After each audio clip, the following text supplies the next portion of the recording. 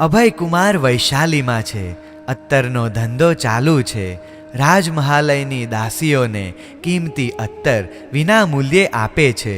સામે મારી છબી રાખેલી છે. દાસીઓ આવીને પૂછે છે, આ દેવ કોણ છે? અભયકુમાર કહે છે, અરે આ તો દેવ નથી, રાજગૃહીના મહારાજ શ્રેણિક છે. એમના શૌર્ય અને પરાક્રમની ગાથાઓ ગાતા તો દેવલોકના દેવો પણ ધરાતા નથી. એમને જોઈને સુજ્યેષ્ઠા અને ચેલ્લણાને વાત કરી. અત્તરની બાટલી આપી. ચેલ્લણાએ પૂછ્યું, દિલ અને દિમાગને તરબતર કરી દે એવું આ અદ્ભુત અત્તર ક્યાંથી લાવી? કોઈ પરદેશી વેપારી આવ્યો છે. એણે અહીં જ એક દુકાન ખોલી છે. દુકાન તો નાની છે પણ માલ અદ્ભુત છે. જાત જાતના અત્તરો છે, દેશ દેશના અત્તરો છે, જેના નામ પણ મને તો યાદ નથી રહેતા. પણ આ વેપારીએ સામે એક ચિત્ર એના આરાધ્ય દેવની જેમ રાખ્યું છે. નવરો પડે એટલે એના ધ્યાનમાં બેસે છે. એના કુલદેવતા હશે. ના રે ના, એ એના કુળદેવતા નથી. એ તો રાજગૃહીના રાજા શ્રેણિક છે. એમ? ત્યારે તો મારે એમના દર્શન કરવા પડશે. એક કામ કરો, તમે એ ચિત્ર અહીં લાવો. ન આપે તો સમજાવીને લાવો. આપશે, કેમ ન આપે? આપણે જોઈને પાછું જ આપી દઈશું ને. હા, આપણે શું કરવું છે? જોઈને પાછું આપીશું. પણ કહે છે શ્રેણિકે ગિરિવજ્ર નગરીની શિકલ પલટીને રાજગૃહી નગરીની રચના કરી છે. જેણે એ નગરીની રચના આટલી અસામાન્ય કરી છે એ પોતે કેવો હશે? મારે એના દર્શન કરવા છે. દાસીઓ તો પહોંચી અત્તરના વેપારી પાસે. એ તો બેઠો છે ચિત્રની સામે, જાણે પોતાના પરમ ઉપાસ્ય દેવ ન હોય.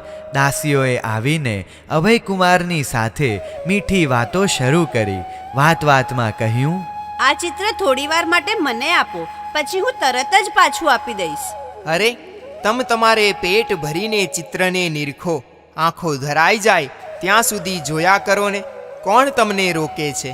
અભય એમની વાતને પામી ગયો હતો. શેઠજી, અમે તો ચિત્ર જોયું, પણ અમારી રાજકુમારીને જોવું છે. અમે જઈને વાત કરી, પણ એમને જોવાની ઇંતજારી છે. ઓહો, એમ વાત છે.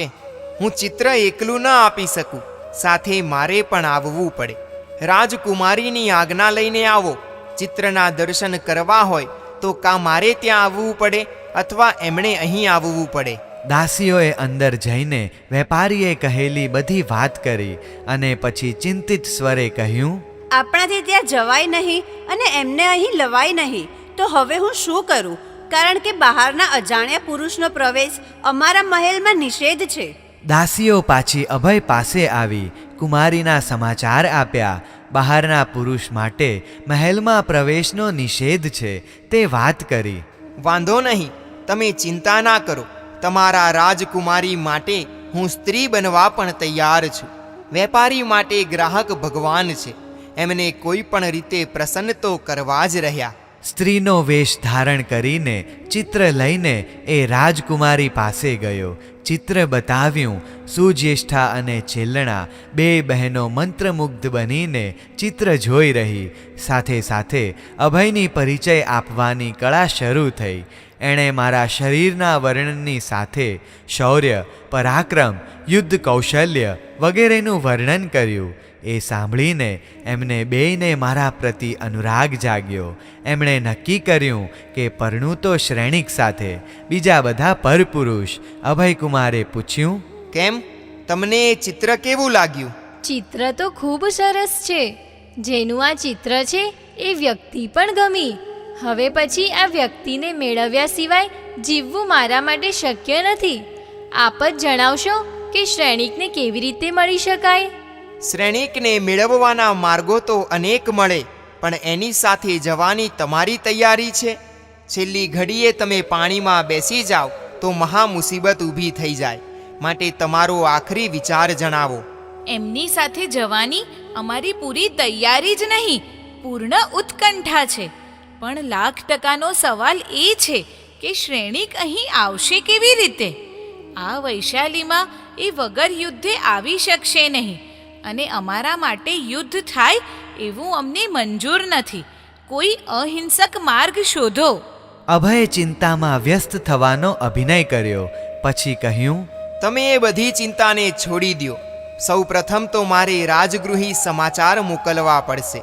એમને તમારા પ્રત્યે અનુરાગ થવો જોઈશે, તો જ એ આવશે ને. તો શું એ અમને લેવા નહીં આવે? તો અમારા માટે હવે અન્ય કોઈ શરણ નથી.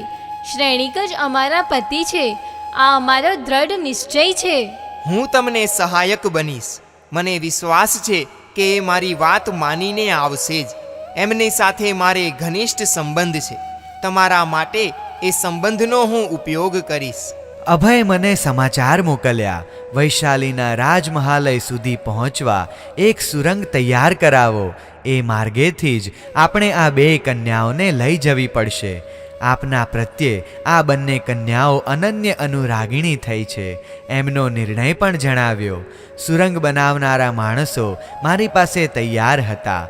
વૈશાલીના માર્ગ, બજાર અને હવેલીઓનો એક ચિત્રપટ તૈયાર કરીને અભય મને મોકલ્યો. સુરંગ બનાવનારા માણસોએ એનો અભ્યાસ કર્યો. દેશાટન કરનારાના રૂપમાં એ લોકો વૈશાલી જઈને અભયને મળ્યા. કેવી રીતે સુરંગ બનાવવી, ક્યાં સુધી જવું, એની દિશા, માર્ગમાં ક્યાં કેટલું નીચે સુધી જવું, આ બધા વિચારો કરીને સુરંગ તૈયાર કરવાનું કામ પાર પાડવાનું હતું. એ બધું પાર પાડ્યું અને સુરંગ તૈયાર થઈ ત્યાં સુધી અભય નિયમિત બે બહેનોને મારા માટે રાગ વધે એવી વાતો સંભળાવ્યા કરી. ચિત્રવત બનીને બધી વાતો એ સાંભળતી. હવે મને પણ એમને મેળવવાની તીવ્ર ઝંખના જાગી. અભયને સમાચાર મોકલ્યા કે હવે મારે ક્યારે ત્યાં આવવું અને કેવી રીતે ત્યાં સુધી આવવું. અભય કહેવરાવ્યું, આપ જલ્દી પધારો, સુરંગ તૈયાર થઈ ચૂકી છે. રથ આવી શકે એટલો મોટો માર્ગ તૈયાર છે. ઘણા માણસોને ભેગા કરવાનું યોગ્ય નથી.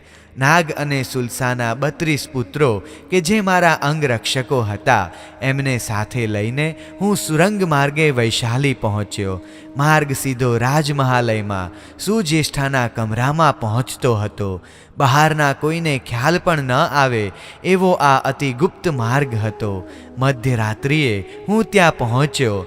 અભય પહેલેથી બે બહેનોને કહી રાખેલું, આજે તમને લેવા માટે શ્રેણિક આવશે, તૈયાર રહેજો. વિલંબ કરશો તો ત્રણેયના વિનાશનું કારણ બનશો. મારા સંદેશાવાહકે જઈને સંદેશો આપ્યો કે શ્રેણિક આવ્યા છે. કન્યાઓએ ભાવપૂર્વક મારું સ્વાગત કર્યું. પછી ચેલણા તરત દોડીને રથમાં બેસી. સુજ્યેષ્ઠા બાજુના ઓરડામાં એના આભૂષણોનો એક દાભડો હતો, એ લેવા ગઈ. એ આવે એ પહેલાં રથ ચાલવા માંડ્યો. દુશ્મનના ઘરમાં લાંબો સમય પસાર કરવો હિતાવહ ન ગણાય. રથ રવાના થયો. ચેલણા રથમાં આવી અને સુજ્યેષ્ઠા ત્યાં જ રહી. સુજ્યેષ્ઠાએ વિચાર્યું કે આ તો ગજબ થયું. હું અહીં રહી અને ચેલણા રવાના થઈ ગઈ. મને એકલીને મૂકીને એ જાય જ કેમ?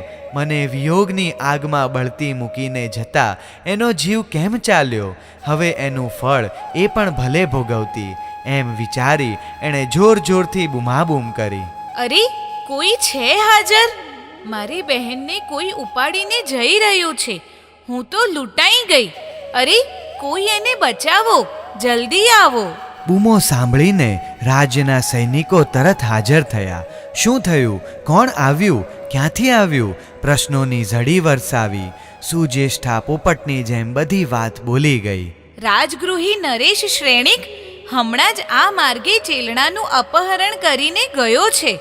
તમે જલ્દી જઈને મારી બહેનને લઈ આવો. સુજ્યેષ્ઠા ચોધાર આંસુએ રડે છે.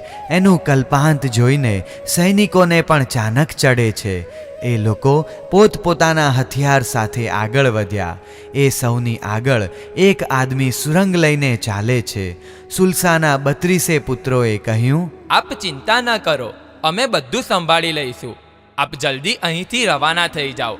અમે એના માર્ગને અહીં જ રોકીશું, એમને આગળ નહીં વધવા દઈએ. નાનો માર્ગ, અંધારું અને એ સુરંગમાં જ બે પક્ષે તુમુલ યુદ્ધ થયું. એ યુદ્ધમાં મારા 32 અંગરક્ષકો હણાયા. મને સમાચાર મળ્યા કે આ 32 ભાઈ મરાયા. હું ચિંતિત બન્યો. હવે મારે સુલસાને જવાબ શો આપવો? એક માતાએ કેવી અને કેટલી કઠોર સાધના દ્વારા મેળવેલા પોતાના 32 દીકરા મારી કામ વાસના ખાતર હોમાઈ ગયા. હવે હું એની પાસે જઈને આ વાત કેવી રીતે કરીશ?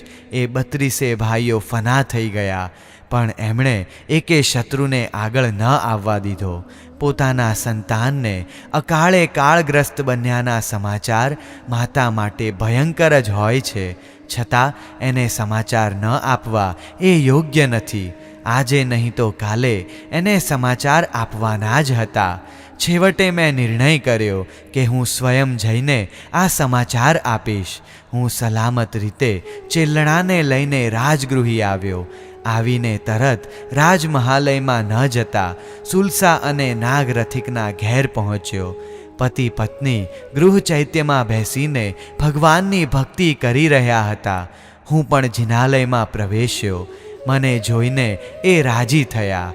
કદાચ એમની માન્યતા હશે કે હમણાં મારા દીકરાઓ દેખાશે અને વહાલની હેલી વરસાવી દઈશ. ભક્તિ સંપન્ન કરીને બંને જણા બેઠક રૂમમાં આવ્યા અને મને બેસવા માટે આસન આપ્યું.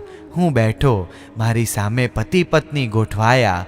મને સૂઝતું ન હતું કે વાતનો પ્રારંભ ક્યાંથી અને કેવી રીતે કરું, છતાં સાહસ એકઠું કરીને મેં વાત શરૂ કરી. વૈશાલીની કન્યા ચેલણા અને સુજ્યેષ્ઠાને લેવા હું ગયો, પણ લાવ્યો માત્ર ચેલણાને.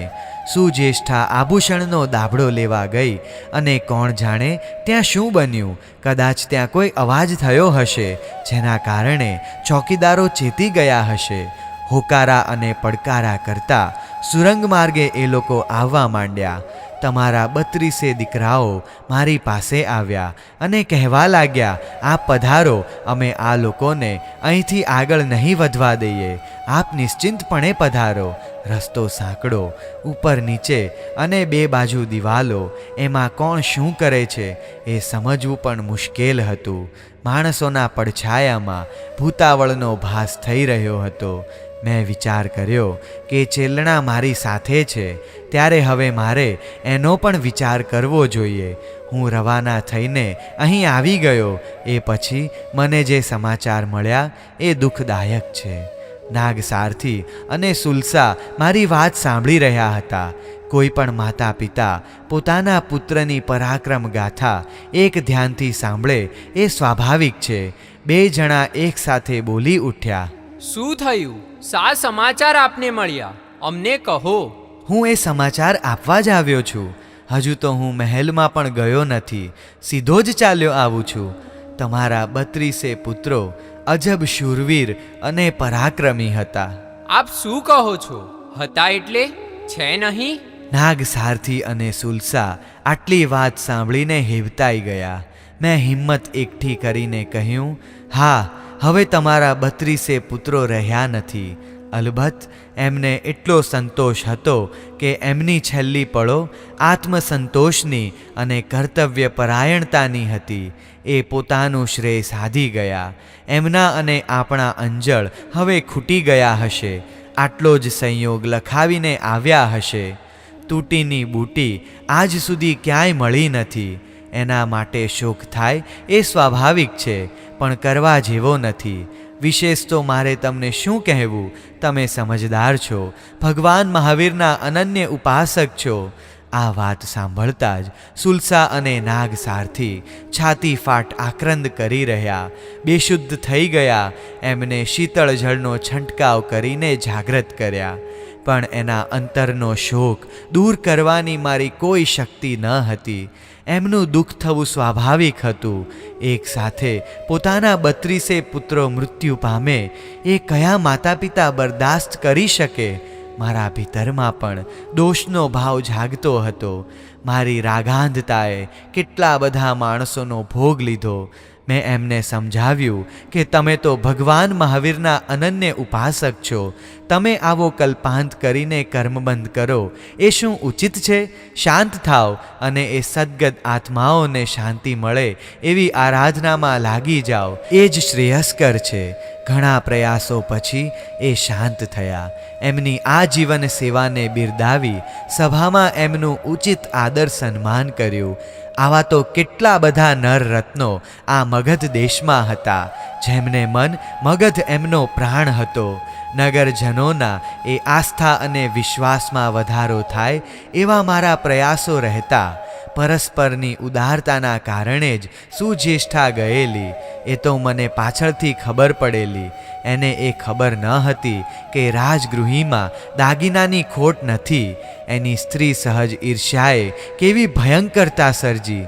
જોકે એણે પછી ભગવાન મહાવીરની પાસે સંયમ સ્વીકારી પોતાનું આત્મકલ્યાણ કર્યું. માણસ ધારે તો પોતાની ભૂલને આ રીતે પણ સુધારી શકે છે.